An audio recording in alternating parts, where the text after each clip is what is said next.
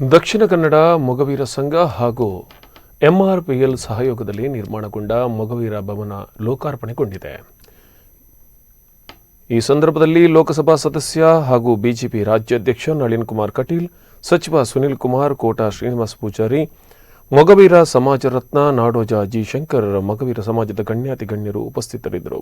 ಈ ಸಂದರ್ಭದಲ್ಲಿ ನಳಿನ್ ಕುಮಾರ್ ಕಟೀಲ್ ಅವರು ಮಾತನಾಡಿ, ಮೊಗವೀರ ಸಮಾಜವು ಹಿಂದೂ ಸಮಾಜಕ್ಕೆ ಸಮಸ್ಯೆಯಾದಾಗ ಎದೆಯೊಡ್ಡಿ ಹಿಂದೂ ಸಮಾಜದ ಸಂರಕ್ಷಣೆ ಮಾಡಿದೆ ಎಂದರು.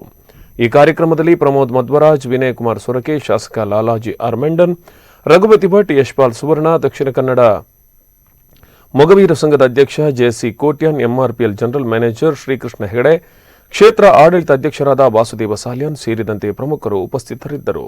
14 ಕೋಟಿ ರೂಪಾಯಿ ವೆಚ್ಚದಲ್ಲಿ ಅತ್ಯಾಧುನಿಕ ತಂತ್ರಜ್ಞಾನವನ್ನು ಬಳಸಿಕೊಂಡು ಸಂಪೂರ್ಣ ಹವಾನಿಯಂತ್ರಣ ಹೊಂದಿದಂತಹ ಸಭಾಭವನವನ್ನು ನಿರ್ಮಾಣ ಮಾಡಲಾಗಿತ್ತು. ಇದರ ಲೋಕಾರ್ಪಣಾ ಕಾರ್ಯಕ್ರಮ ನೆರವೇರಿತು.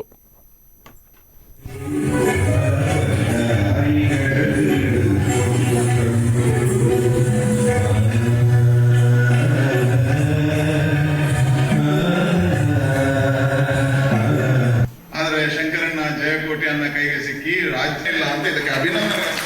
ಬಹಳ ಸುಂದರವಾಗಿ ಮಾಡಿಕೊಂಡಿದೆ, ಸುಂದರವಾಗಿ ಮಾಡಿ. ನನಗನ್ನಿಸಿ ದಕ್ಷಿಣ ಕನ್ನಡ ಜಿಲ್ಲೆ ಉಡುಪಿ ಹತ್ತಾರು ಸಭಾಂಗಣಗಳಿದ್ದಾವೆ.